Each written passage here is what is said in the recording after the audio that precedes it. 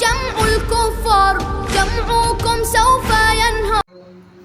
إن عدة الشهور عند الله 12 شهرا في كتاب الله يوم خلق السماوات والأرض منها 4 حرم ذلك الدين القيم فلا تظلموا فيهن أنفسكم وقاتلوا المشركين كافة كما يقاتلونكم كافة واعلموا أن الله مع المتقين. صدق الله العظيم. وقال نبينا صلى الله عليه وسلم أفضل الصيام بعد صيام رمضان شهر الله المحرم وأفضل الصلاة بعد الصلاة المكتوبة صلاة الليل أو كما قال عليه الصلاة والسلام. قابل قدر دینی ایمانی بزرگوں، عزیز نوجوان ساتھیوں،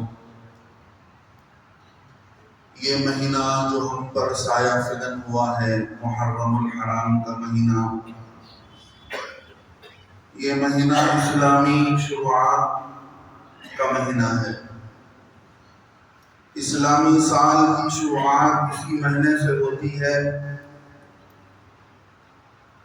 اللہ کے نبی صلی اللہ علیہ وسلم نے جس سال میں ہجرت فرمائی اور ہجرت فرما کر اللہ کے نبی صلی اللہ علیہ وسلم مدینہ منورہ تشریف لے گئے، اس سال سے اسلامی سال کا حساب لیا گیا۔ اصل حساب چاند کے اعتبار سے جو کیا جاتا ہے وہی حساب اصل حساب ہے، چونکہ ہماری نظر اور ہماری عقل بھی اس بات کو مانتی ہے کہ چاند کی پیدائش بھی ہوتی ہے اور چاند بڑھتا بھی رہتا ہے اور چاند جو ہے کم ہوتے ہوتے غائب بھی ہو جاتا ہے۔ لیکن جو لوگ سورج کا حساب لے کر چلتے ہیں، شمسی مہینے کا حساب کرتے ہیں، ان کے سامنے ایسا کوئی اندازہ کرنے کا معیار نہیں ہے جس سے وہ اندازہ نہیں کر سکتے کہ کون سا سال کب سے شروع ہوتا ہے۔ دیکھیے، اسلامی سال جو چاند کے اعتبار سے شروع ہوتا ہے اور چاند کی پہلی چاند کو ہلال کہا گیا، نیا چاند۔ اسی لیے اللہ کے نبی صلی اللہ علیہ وسلم نے نیا چاند دیکھنے کی دعا فرمائی تو اس میں یہی لفظ ارشاد فرمایا، اللہم اہلہ علینا بالیمن والایمان۔ اے اللہ، یہ جو چاند نظر آ رہا ہے یہ ہمارے لیے برکتوں والا چاند اور برکتوں والا مہینہ اس کو بنا۔ اور جب چاند 14ویں رات کا ہوتا ہے تو اس کے لیے بدر کا نام دیا گیا کہ بدر کہتے ہیں 14ویں رات کے چاند۔ اور عامتاً جو چاند کہا جاتا ہے اس کو عربی کے اندر قمر کا لفظ دیا گیا، لفظ قمر چاند کہلاتا ہے۔ اور آپ فارسی کے اعتبار سے بھی دیکھ لیں، ہم اردو میں مہینہ کہتے ہیں تو فارسی کے اندر ماہ کہا جاتا ہے، میم الف ہاء۔ ماہ کا مطلب آتا ہے مہینہ، اور ماہ کا ایک مطلب فارسی میں آتا ہے چاند کے۔ تو مطلب یہ ہوا کہ فارسی بولنے والوں کے بیچ میں بھی ماہ اور مہینے کا تعلق چاند سے بڑا گہرا ہے۔ نمبر 2۔ نمبر 3، انگریزی کے اعتبار سے بھی چاند کو مون کہا جاتا ہے، تو اسی لیے انہوں نے مون سے منتھ بنایا۔ تو معلوم یہ ہوا کہ چاند کا تعلق مہینے سے، سالوں سے بڑا گہرا ہے، لہذا چاند دیکھنے میں بھی سمجھ میں آتا ہے کہ چاند کی باریک سے ہلکی سی پیدائش ہوتی ہے، پھر اس کے بعد وہ چاند بڑھتا رہتا ہے، پہلی رات، دوسری رات، ہوتے ہوتے ہوتے 14ویں رات میں اس کی ایک پہنچ ہوتی ہے، اس کا ایک عروج اور اس کی ایک چمک دمک دکھائی دیتی ہے، پھر اس کے بعد اس کا زوال شروع ہوتا ہے۔ یہ اللہ کا بنایا ہوا اندازہ ہے، اللہ کا بنایا ہوا پیمانہ ہے۔ تو معلوم یہ ہوا کہ اللہ کے نبی صلی اللہ علیہ وسلم کے چلے جانے کے بعد حضرت عمر فاروق رضی اللہ عنہ کے زمانے میں اس بات پر بحث ہوئی کہ اسلامی سال کی شروعات کب سے ہو۔ انہوں نے تو حضرت عیسیٰ علیہ پیدائش کو بنیاد بنایا اور بنیاد بنا کر اس سال سے جس سال حضرت عیسیٰ علیہ السلام کی پیدائش ہوئی اپنا عیسوی سال بنا لیا. جو انگریزی سال ہے اس کی شروعات حضرت عیسیٰ علیہ السلام کی پیدائش سے ہے. لہذا اللہ کے نبی علیہ السلام کے صحابہ نے مشورہ کیا تو مختلف رائے آئی. کسی نے کہا کہ اللہ کے نبی علیہ السلام پر جب سے وحی شروع ہوئی اس سے حساب لگا لیا جائے. کسی نے کہا اللہ کے نبی صلی اللہ علیہ وسلم پر جو ہے جب سے بدر کی لڑائی ہوئی وہی اسلامی جنگ تھی اس میں اللہ نے فیصلہ فرمایا مسلمانوں کے حق میں لہذا اس کا اعتبار کر لیا جائے. کسی نے کچھ کہا تو کسی نے کچھ کہا. لیکن اللہ کے نبی محمد رسول اللہ صلی اللہ علیہ وسلم نے جو ہجرت کی تھی یہ ایسا عمل تھا کہ جس کا ارادہ حضرت نبی صلی اللہ علیہ وسلم نے محرم میں کر لیا تھا کہ مجھے ہجرت کرنا ہے. پکا ارادہ اللہ کے نبی صلی اللہ علیہ وسلم کا ہجرت کرنے کا محرم میں ہے. لیکن اللہ کے نبی علیہ السلام نے ہجرت تو ربیع الاول میں کیا. تو صحابہ سے رائے لی گئی. حضرت عمر فاروق رضی اللہ عنہ نے فرمایا کہ دیکھو ہجرت نے اسلام کے اندر ایک بڑی عبادت ہے اور ہجرت سے ہی ہماری تاریخ کی ایک دوسری شروعات ہوتی ہے. اللہ کے نبی صلی اللہ علیہ وسلم مدینے کو گئے ہیں تو وہاں سے جو ہماری تاریخ کا جو پلٹا ہوا ہے اور تاریخ نے جو دن دکھایا اور اسلام کی جو ترقی ہوئی ہے وہ کسی اور جگہ دیکھی نہیں جا سکتی. لہذا ہم ہجرت کا اعتبار کرتے ہیں. سارے صحابہ مان گئے.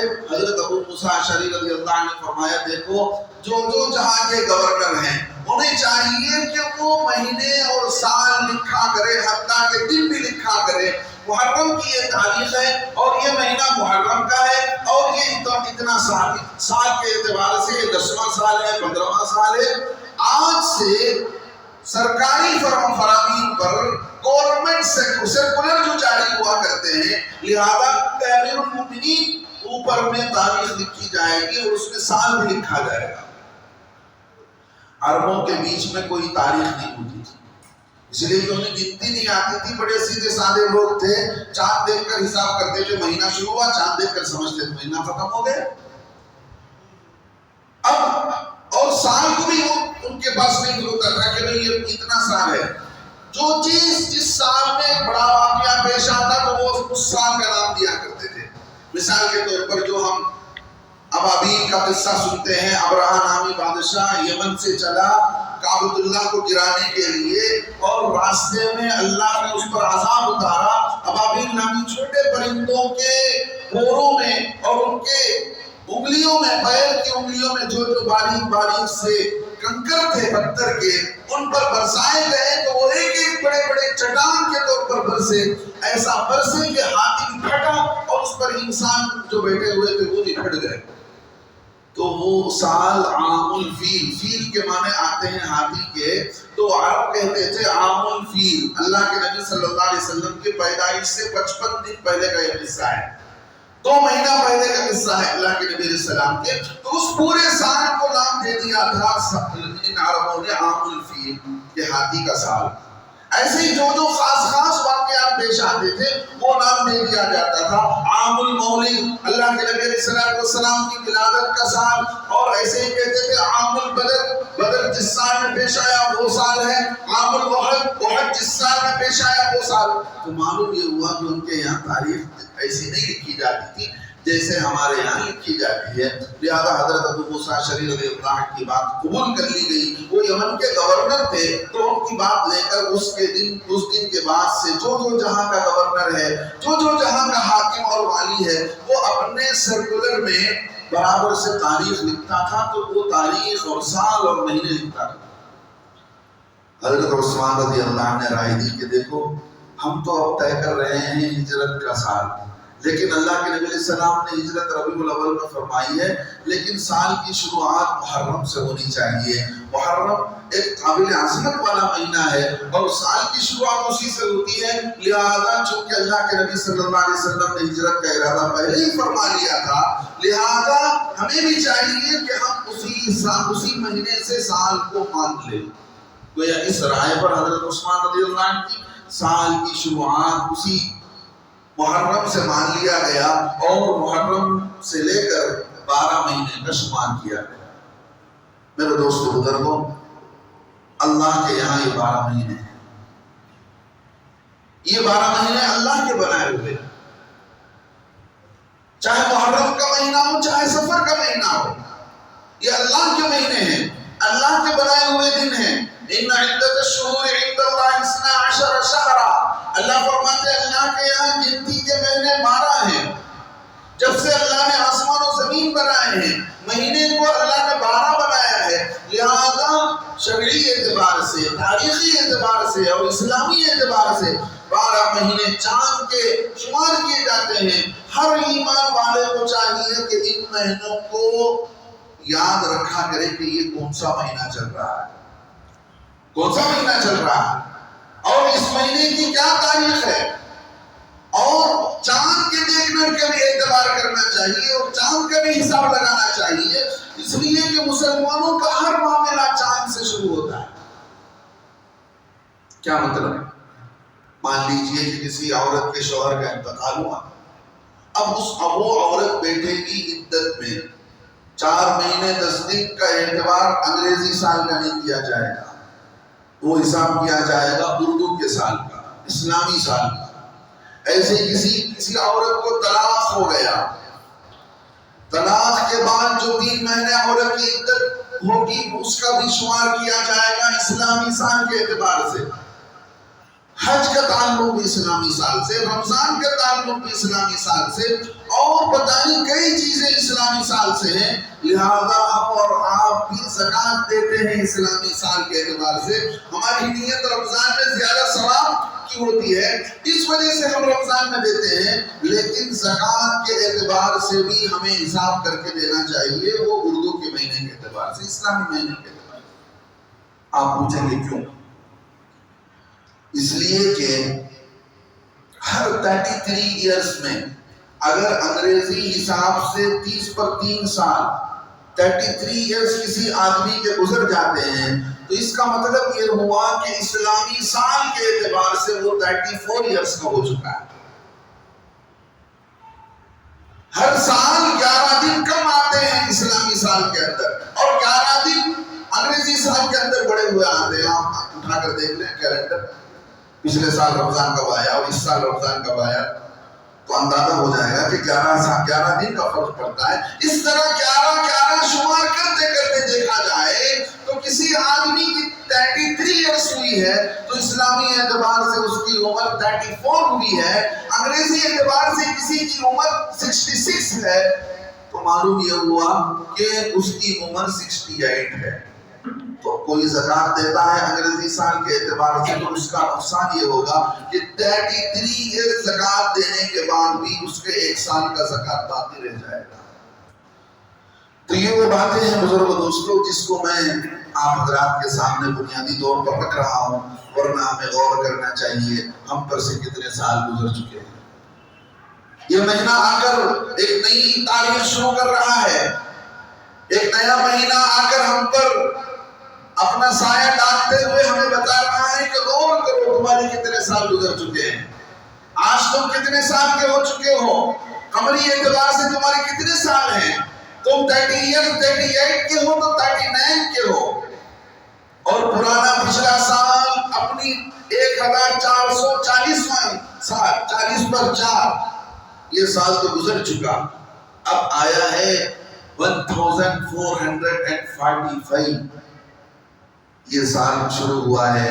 پچھلا سال پوری اپنی تاریخ کو لپیٹ کر اللہ کے بارگاہ میں پیش کر چکا ہے، اس میں ظالموں کے ظلم کی بھی تاریخ، انصاف کرنے والوں کے انصاف کی بھی تاریخ، اللہ کے سامنے سر جھکانے والوں کی بھی تاریخ، مرضی اور منمانی کی زندگی گزارنے والوں کی بھی تاریخ، اللہ کے سامنے کھڑے ہو کر راتوں کو رونے والوں کی بھی تاریخ، اللہ کے سامنے اللہ کو بھلا کر راتوں کو کڑوں میں ناچنے والوں کی بھی تاریخ، ہر کسی کی تاریخ پچھلے سال نے اپنے رجسٹر میں لپیٹ لیا ہے۔ اللہ کے نبی علیہ السلام فرماتے ہیں افلا ترون الی اللیل والنہار، لوگوں دن اور رات کے اندر تم غور و فکر نہیں کرتے؟ دن صبح ہو رہی ہے، شام ہو رہی ہے، یوں ہی زندگی تمام ہو رہی ہے۔ دیکھنے میں تو صبح شام آتے جاتے ہماری زندگی آگے بڑھتی جا رہی ہے۔ اللہ کے نبی فرماتے ہیں تمہیں چاہیے کہ دن اور رات کے عدلنے بدلنے میں غور و فکر کرنا چاہیے۔ کیوں؟ یقربان کل بعید، ہر دور چیز کو قریب کر دیتی ہے۔ ایک مہینے کے بعد کی تاریخ ہوتی ہے، ہوتے ہوتے دن اور رات صبح و شام کے بدلتے بدلتے وہ تاریخ قریب آ جاتی ہے۔ اللہ کے نبی فرماتے ہیں وَيُبْلِيَانِ كُلُّ جَدِيدٍ، ہر نئی چیز پرانی ہو جاتی ہے۔ دن اور رات کے بدلتے رہنے سے بچہ پیدا ہوا 1 مہینے کا، 2 مہینے کا، شادی ہوئی 2-4 مہینے گزر گئے، شادی بھی پرانی ہو گئی۔ ہر دن اور رات کا بدلنا ہر نئی چیز کو پرانا کر رہا ہے۔ وَيَأْتِيَانِ كُلُّ مَوْعُودٍ، اللہ کے نبی فرماتے ہیں ہر مقررہ وقت، ہر وعدہ کیا ہوا وقت قریب آ رہا ہے، قریب آ رہا ہے۔ میرے دوستو بزرگوں، لوگ سال کے آنے پر خوشیاں مناتے ہیں۔ دیکھ لیں جنوری کے مہینے میں کیسی خوشی منائی جاتی ہے۔ مجھے اور آپ کو زندگی کا حصہ دیا گیا، 50 سال کا، 60 سال کا، 70 سال کا، کسی کو نہیں پتا۔ اللہ کے نبی علیہ السلام تو فرماتے اعمار امتی بین 60 و 70، میری امتیوں کی عمر تو 60 اور 70 کے بیچ میں ہے، لیکن کوئی یہ گارنٹی کی بات نہیں ہے کسی کی 60-70 سال مل کر ہی رہے گی، اس سے پہلے بھی ختم ہو سکتی ہے۔ لیکن یہ کیپٹل میری زندگی کا، جس میں میں اپنی دنیا بھی بنا سکتا ہوں، اپنی آخرت بھی بنا سکتا ہوں۔ میرا کیپٹل ختم ہو گیا، میرے 35 سال گزر گئے، 40 سال گزر گئے، آخر کی کوئی آدمی اپنے کیپٹل کے نقصان ہونے پر بھی خوشی منا سکتا ہے؟ آخر کوئی آدمی اپنے کیپٹل کے نقصان ہونے پر کوئی خوشی منا سکتا ہے؟ نہیں پتا اسے 40 سال اس نے کیسے گزارے ہیں، کیا کیے ہیں، کن اعمال سے اللہ اس پر ناراض ہے، کہ کن اعمال سے اللہ اس پر اپنا غصہ لگائے ہوئے بیٹھا ہے۔ یہ مہینہ ایک پیغام دیتا ہے کہ لوگوں، دین کے لیے سب کچھ کیا جا سکتا ہے۔ آج سے 1440 پر 5 سال پہلے غور و فکر کرو کہ وہ کیسا وقت تھا۔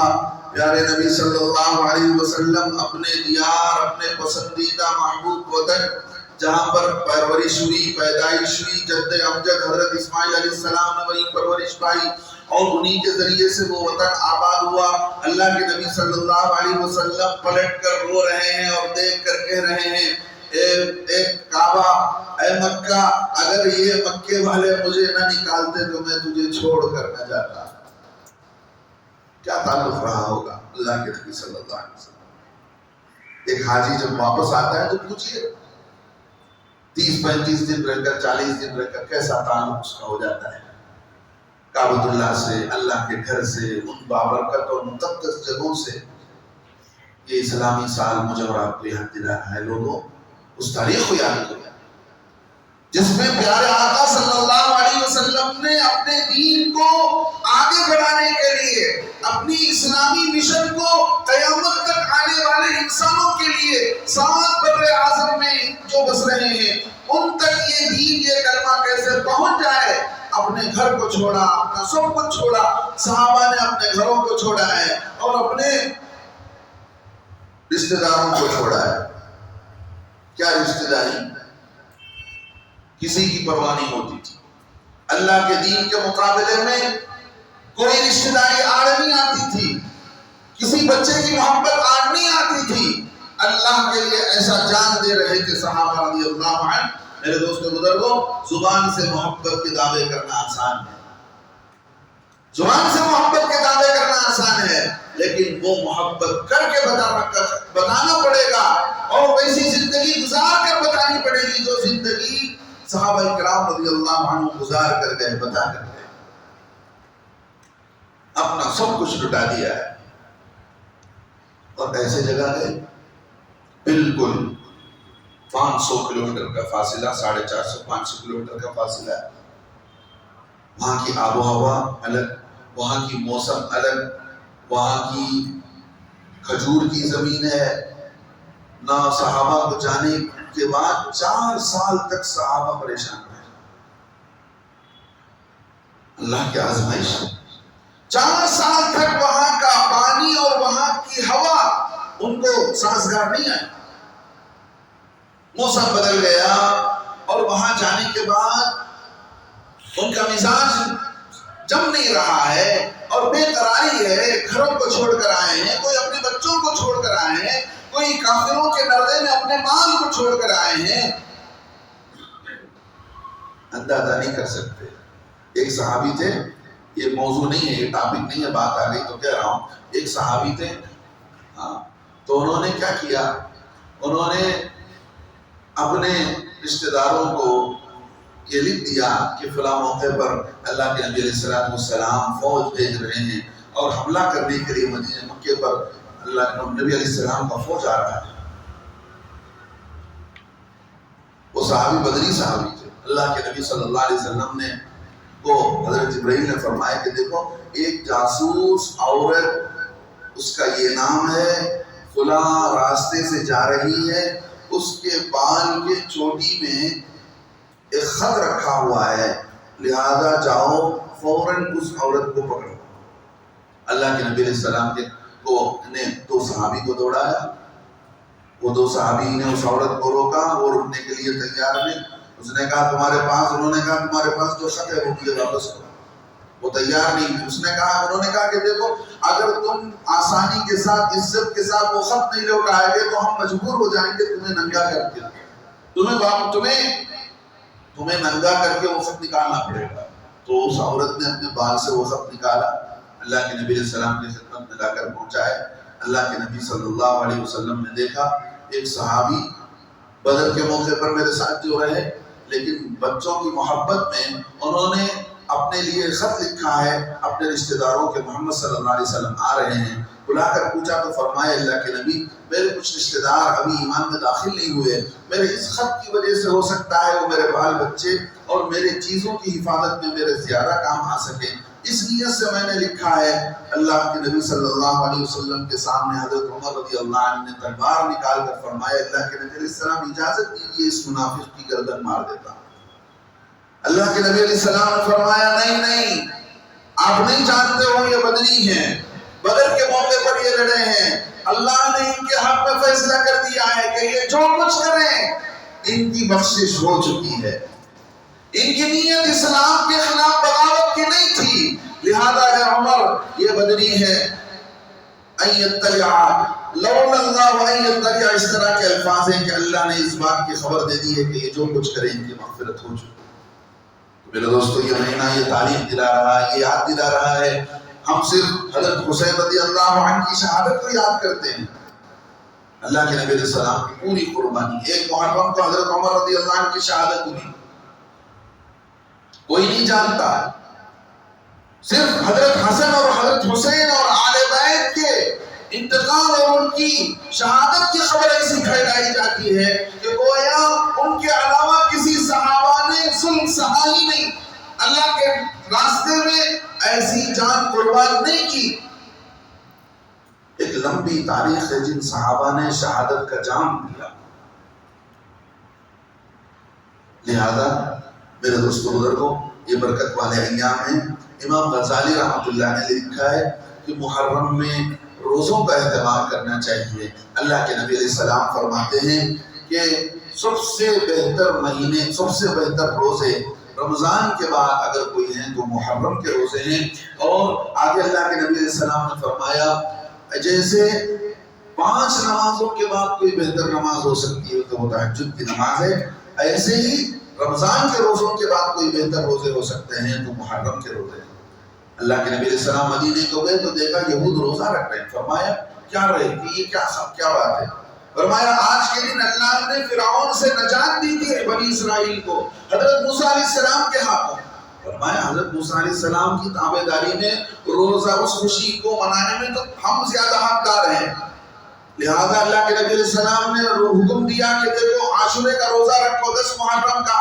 پھر آگے چل کر فرمایا خالف الیہود, یہودیوں کی مخالفت کرو, وہ 10 کا رکھتے ہیں تو تم 9 کا بھی ملا لو, یا جو ہے 10 کے ساتھ 11 کا ملا لو. لہذا صرف ایک دن کا روزہ مت رکھو. یہ اللہ کے نبی صلی اللہ علیہ وسلم نے فرمایا. حضرت ابن حجر اور حضرت علامہ شبیر احمد عثمانی رحمۃ اللہ نے لکھا ہے کہ تینوں دن روزہ رکھنا مستحب ہے. مطلب یہ ہے کہ 10 دن کا اور 10ویں دن کا روزہ رکھنا کم درجہ ہے، یعنی اچھی بات ہے، کم از کم 1 دن کا روزہ رکھ لے۔ اور اس سے بہتر بات یہ ہے کہ 9ویں تاریخ کے روزے کو ملا لے، اور اس سے آگے کی بہتر کی بات یہ ہے کہ کم از کم 11ویں تاریخ کو بھی ملا لے۔ اگر کوئی 3 نہیں رکھ سکتا ہے تو 2 ہی رکھ لے، اگر کوئی 2 نہیں رکھ پایا تو 1 رکھ لے، اس لیے کہ آج کے دنوں میں وہ یہود نہیں رہے جو اپنے مسلک اور اپنے مذہب کے مطابق 10ویں تاریخ کا روزہ رکھتے ہوں۔ لہذا میرے دوستو بزرگوں، اللہ رب العزت نے اس مہینے کو بڑی قدر و قیمت اللہ کے یہاں ہے۔ اللہ کے نبی علیہ السلام کی ایک حدیث یہ بھی ہے، جو عاشورے کے دن اپنے خاندان اور اپنے گھر والوں پر خرچ کرتا ہے، زیادہ سے زیادہ خرچ کرتا ہے، اللہ اس پر سال بھر برکتوں کو نازل کرتے ہیں۔ سال بھر اللہ رب العزت اس پر دسترخوان وسیع کر دیتے ہیں۔ اسی لیے فرمایا حضرت امام شاہ ولی اللہ رحمۃ اللہ علیہ کہ سال کی شروعات ہے، خیر کی بنیادیں رکھی جائیں، لوگوں کو کھلایا جائے، پلایا جائے اور روزے رکھے جائیں، اللہ کی طرف متوجہ ہوا جائے، اور ہم اپنی بڑوں کی تاریخ کو یاد کر کے اپنی زندگیوں کو بدلنے کے فیصلے کریں۔ نحن الأحرار ونحن الأحرار